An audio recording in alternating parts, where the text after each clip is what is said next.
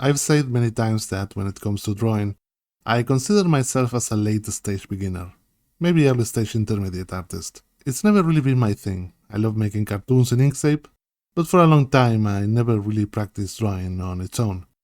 That started to change recently. I've been wanting to dive deeper into drawing, and a few months ago or so I came up with a system to make studying and improving easier and more fun. At least for me. I called it Explorative Study, and I made a video about it. If you haven't seen it, I recommend checking it out for the full breakdown. But in short, the idea is to study a master drawing by deconstructing it and then rebuilding it from the ground up, while also experimenting with shapes and proportions. It's nothing revolutionary, but the way I structured the process made a big difference for me, and maybe it can help you as well. So check it out. In this video I want to put that system to the test with a little experiment. I'm going to take on a piece of art that genuinely intimidates me. Something complex that I'd usually avoid because it feels way beyond my skill level, and study it and try to create something of my own. I'm not gonna prepare with extra reference or redraw something if it looks bad. I'll delve right in and trust the system and hope for the best. But before we jump in, if you're interested in learning more about explorative study, I put together a full course on it. Right now you can get it bundled with 13 of my other courses, over 70 hours of tutorials on character design, background design, and game art. Most of it is focused on illustration with Inkscape, but even if you're just into drawing, there is still plenty in there for you. Link in the description. Alright, back to the video. For a long time I've been a huge fan of the Etherington Brothers' work. In case you aren't familiar with them, according to Wikipedia, they are two brothers from England who have worked professionally in the industry on a bunch of animation projects you've probably heard of. But what really put them on the map for me, and many others, is their massive collection of drawing tutorials that have this insanely detailed and full of character artwork. At first glance it looks like traditional pen and ink, but I've seen a few tutorials where they mention digital tools, so I'm not entirely sure. Either way, the result is incredible. Most of their work online is in the form of tutorials, which, by the way, are fantastic, and I've saved them all, and so should you. Occasionally you'll come across some other pieces from their artbooks, and those are amazing as well. I picked this particular drawing for two main reasons. First, it was one of the few I could find in a decent resolution, and second, because it absolutely terrifies me. It's so detailed, every part of it has something going on, everything feels alive and real, but at the same time it's exaggerated and cartoony. It's brilliant, just like all of their work. When I look at it, my head spins. I have no idea where to even begin copying something like this. Some areas are so complex I'm almost certainly I'll mess something up. So I guess it's perfect for this experiment. Alright, let's start with the copy. If you've seen the explorative study video, you'll know the first step is to deconstruct the reference, to break it down and understand how the forms and shapes are built, without getting distracted by the final line art. This makes it way easier when it comes to build things back up. The goal here is to end up with a sort of a skeleton of the illustration, which is often the hardest part of making any drawing. So what I'm gonna do now is to trace over the original and try to find those building blocks that makes up the drawing. And by building blocks I mean the basic geometric forms, boxes, cylinders, planes, and that kind of thing. If something looks like a box, I draw a box there.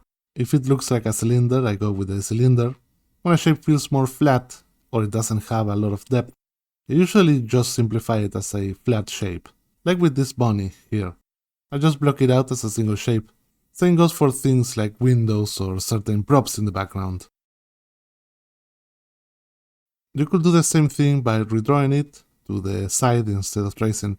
If you don't have a tablet, that may be your only option, but honestly, tracing makes things a lot easier. You don't have to worry about getting the perspective or proportions perfect. You can focus more on understanding the structure and make it clear, which is the objective of this step.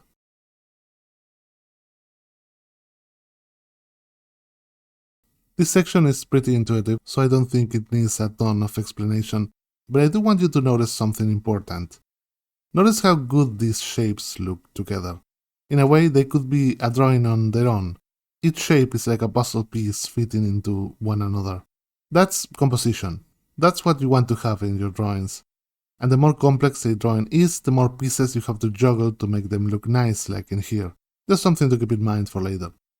Now, let's move on to the next step. The next step is copying the line art to really study it. I'm gonna place the traceover right next to the original and try to be as accurate as it makes sense to be. The idea here isn't to make a perfect replica, but to learn and memorize all those details as you draw, so you can use them later on your own work. Since everything's already mapped out from the deconstruction phase, and you got the original there to double check things, all you have to focus on now is how each little section fits into the shapes you lay down. I like to think of any composition as a bunch of mini drawings working together, and having those areas blocked out means it's way easier. You're only thinking about one section at a time. This is where you start to see how really intimidating drawings can become manageable. It's all about breaking it down and taking it step by step. For those wondering about my setup, I'm working in Krita, which is this amazing, powerful, free open source painting software. I actually have a video on the basics of Krita if you're curious, and I'm using what's probably my favorite brush of all time, Basic 6 Details. It comes built in with Krita. It behaves like a pencil when you draw lightly, but works like a pen when you go harder, perfect for line work like this, and especially for mimicking the Etherington Brothers pen-like style. Now you'll notice that while my copy is mostly similar to the original, some parts are different, and sometimes I straight up change or skip stuff entirely. That's totally intentional. The goal here isn't hyper-accuracy.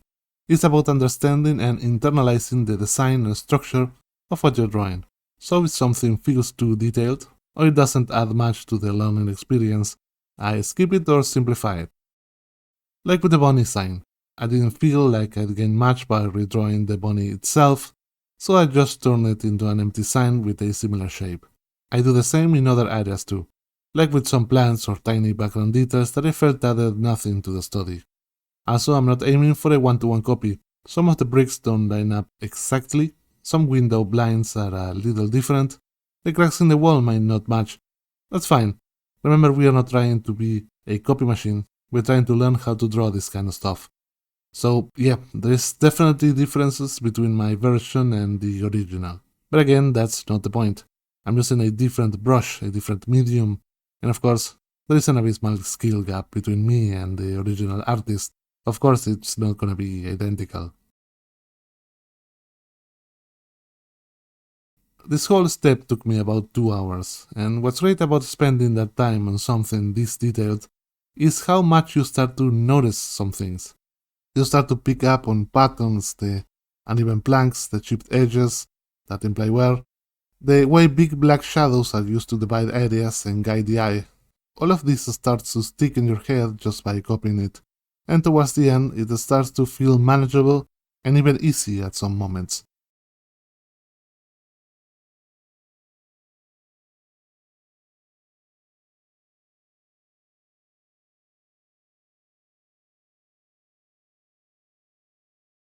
This one area right here, with a ton of vegetation and glass, this part really intimidated me. At first I thought about skipping it completely. I figured I wouldn't get it right and everyone would see I suck at drawing, but I decided to go for it anyway, and just do the best I could. And while it's definitely not a perfect match, I'm happy with how it turned out. I had to improvise a lot because I couldn't fully figure out what was happening there, and that's actually a good thing. It's in those moments where you're forced to improvise that you really test what you've learned from the reference.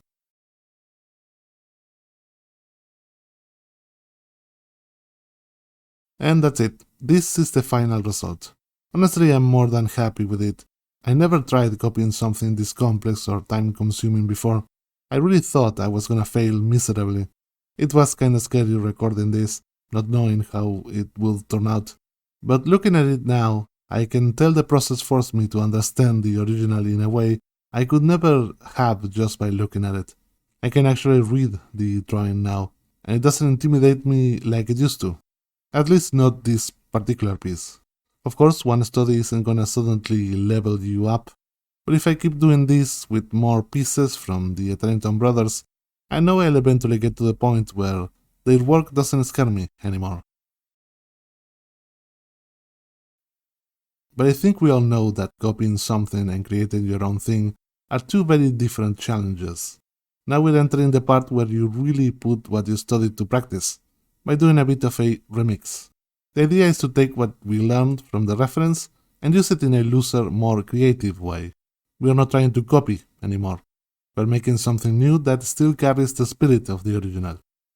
I decided I didn't want to spend 5 more hours drawing, so I'm going to make a smaller house instead. Like I said earlier, I'm not using extra reference, and I'm not redrawing anything if it turns out bad. This is a first-time attempt to test how well my study system holds up. Starting with the base, I'm referencing the general structure from my traceover. I'm borrowing some of the same types of shapes. These boxes on the side, the little roof, the staircases, the windows, all of it. But instead of just rearranging those parts, I'm also tweaking them and coming up with my own ideas for how these components could look in different contexts. It's not just copy, paste a window or a pipe or whatever. I'm also changing the shapes themselves to fit my own drawing. And honestly, you can already tell, even at this stage, it doesn't come close to the polish or flow of the original reference. And not just because the original is much bigger and more complex. The traceover shows a great composition. The shapes flow into each other. It guides your drawing around the drawing. It feels intentional. Mine doesn't really do that. I feel I could have done better. I think if I had looked up some extra reference for messy buildings or cluttered architecture, the composition would have felt more cohesive and informed and just better. But I wanted this experiment to be as pure as possible. I wanted to build something only using what I learned from the original reference, no outside help.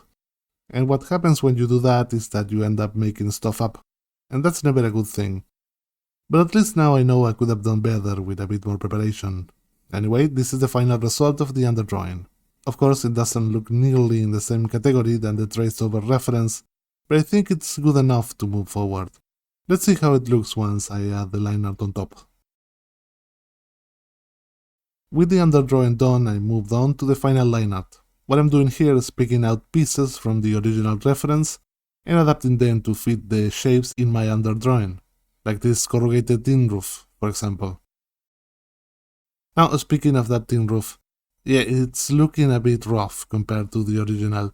That's because I've never really drawn one before, and the only thing guiding me is the reference itself.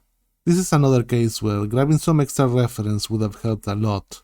I could have made a much stronger version of that mini drawing, but I decided to just run with it, since that kind of limitation felt more in line with the spirit of this whole experiment. Like I mentioned earlier, each shape in the underdrawing is basically a mini drawing of its own. The corrugated tin roof is a mini drawing, the broken fridge is a mini drawing, the door is also a mini drawing. And the truth is that each of these could benefit from its own study. Not all of them, some are simple enough to improvise, but when you start adapting things instead of copying them one-to-one, it becomes clear how helpful some extra reference could be. It will give you much more information to properly adapt what's in the original to your own drawing. If I were to do this again, I'd definitely bring some extra reference. First to improve the overall composition, like I mentioned before, but also to help with each individual mini drawing, to make them feel more believable and just better looking. I'd still use the original drawing as the main guide, but I'd supplement it with extra reference. That said, I actually don't think it looks that bad once everything comes together. Sure, the individual pieces don't hold up to the original on their own, but together they still give you a feeling that's pretty close to the original.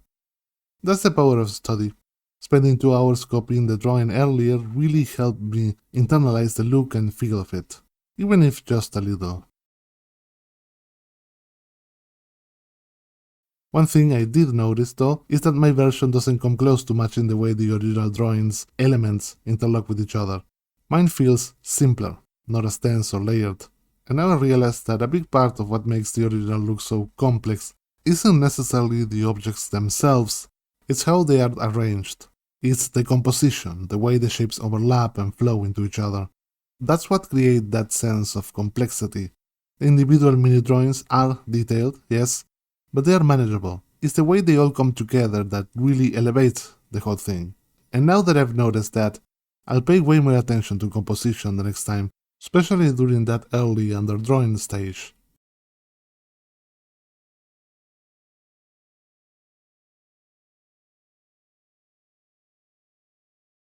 One part I really struggled with was deciding what to put on top of the building. Since I didn't have any additional reference, I honestly had no idea what should go there.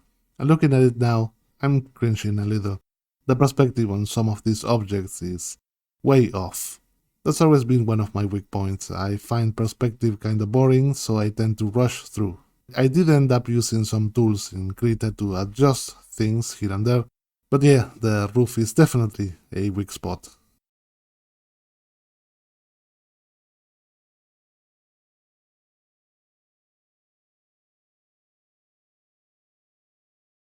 So, overall, am I satisfied with the end result? Sort of. Of course, if you put it side by side with the original, mine looks like garbage.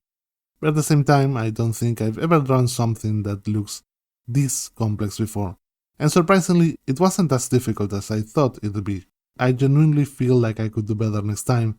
Maybe not a lot better, but still better. And that is something I would have never believed before doing this exercise. So, yes, I absolutely recommend trying this yourself. Find the most complicated, most intimidating drawing you can, and walk through the same steps. If you really commit to it, I'll promise you, you'll surprise yourself. And that was everything for this video. Don't forget to like and subscribe for more videos on illustration and drawing. Let me know in the comments if you like this type of drawing video. It'll be really helpful to know what direction to take this channel further on. And don't forget to check out my illustration bundle if you'd like to support the channel. That was it for this video. See you in the next one. Bye.